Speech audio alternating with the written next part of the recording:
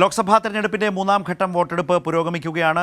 94 മണ്ഡലങ്ങളിൽ നടക്കുന്ന വോട്ടെടുപ്പിൽ ഇതുവരെ 25.34% പോളിംഗ് മാത്രമേ രേഖപ്പെടുത്തിയിട്ടുള്ളൂ. ഒന്നും രണ്ടും ഘട്ടങ്ങളിലെ പോളിംഗ് ശതമാനത്തിലെ കുറവ് ബിജെപിക്ക് തിരിച്ചടിയായിരിക്കെ മൂന്നാം ഘട്ടം പോളിംഗ് മന്ദഗതിയിലായതും ബിജെപിയെ ആശങ്കപ്പെടുത്തുന്നു.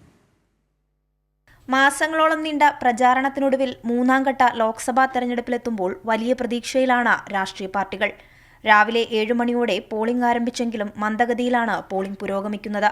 25.34% പോളിംഗാണ് ഇതുവരെ രേഖപ്പെടുത്തിയത്. ഏറ്റവും കുറവ് പോളിംഗ് മഹാരാഷ്ട്രയിലും ഏറ്റവും കൂടുതൽ പോളിംഗ് പശ്ചിമബംഗാളിലുമാണ്. ഗുജറാത്തിലെ മുഴുവൻ ലോക്സഭാ മണ്ഡലങ്ങളിലും ഈ ഒറ്റഘട്ടത്തിലാണ് പോളിംഗ് നടക്കുന്നത്. സൂറത്തിൽ കോൺഗ്രസ് ഡമ്മി സ്ഥാനാർത്ഥി ഉൾപ്പെടെ പത്രിക പിൻവലിച്ചതോടെ ബിജെപി എതിരില്ലാതെ തെരഞ്ഞെടുക്കപ്പെട്ടിരുന്നു. ബാക്കിയുള്ള 25 മണ്ഡലങ്ങളിലുമാണ് പോളിംഗ് നടക്കുന്നത്. പ്രധാനമന്ത്രി നരേന്ദ്രമോദി രാവിലെ 7:30 അഹമ്മദാബാദിലെ നിഷാൻ ഹയർ സെക്കൻഡറി സ്കൂളിലെത്തി വോട്ട് രേഖപ്പെടുത്തി. രാജ്യത്തെ കഴിയാവുന്നത്ര ആളുകൾ വോട്ട് ചെയ്യണമെന്നും ഇനിയും 4 ഘട്ട വോട്ടെടുപ്പ് നമുക്ക് മുന്നിലുണ്ടെന്നും വോട്ട് രേഖപ്പെടുത്തിയ ശേഷം മോദി പ്രതികരിച്ചു.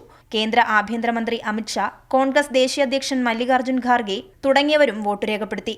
93 മണ്ഡലങ്ങളിൽ നടക്കുന്ന വോട്ടെടുപ്പിൽ 1351 സ്ഥാനാർത്ഥികളാണ് ജനവിധി തേടുന്നത്. കേന്ദ്രമന്ത്രി അമിത്ഷാ, KS ഈശ്വരപ്പ, കേന്ദ്രമന്ത്രി ജ്യോതിരാദിത്യ സിന്ധ്യ, ഡിംപിൾ യാദവ്, ശിവരാജ് സിംഗ് ചൌഹാൻ, സുപ്രിയ സുലെ തുടങ്ങി പ്രമുഖർ ഈ ഘട്ടത്തിൽ മത്സരരംഗത്തുണ്ട്. ഒന്നും രണ്ടും ഘട്ടങ്ങളിൽ പോളിംഗ് ശതമാനത്തിലുണ്ടായ കുറവ് ബിജെപിക്ക് തിരിച്ചടിയായേക്കുമെന്ന ആശങ്ക ബിജെപി നേതൃത്വത്തിനുണ്ട്. പ്രധാനമന്ത്രി നരേന്ദ്രമോദി ഉൾപ്പെടെ ബിജെപി നേതാക്കൾ വിവിധയിടങ്ങളിൽ നടത്തിയ വർഗീയ വിദ്വേഷ പരാമർശങ്ങൾ വലിയ വിവാദങ്ങൾക്ക് വഴിവെച്ചിരുന്നു. കർണാടകയിലെ സ്ഥാനാർത്ഥി രേവണ്ണയ്ക്കെതിരായ ലൈംഗിക അതിക്രമ പരാതി ഉൾപ്പെടെ ബിജെപിക്ക് വലിയ തിരിച്ചടിയായേക്കും. അതേസമയം മൂന്നാം ഘട്ട വോട്ടെടുപ്പിലും ഇന്ത്യ സഖ്യം വലിയ പ്രതീക്ഷയാണ് മുന്നോട്ടുവെക്കുന്നത്. കൈരളി ന്യൂസ്, ദില്ലി.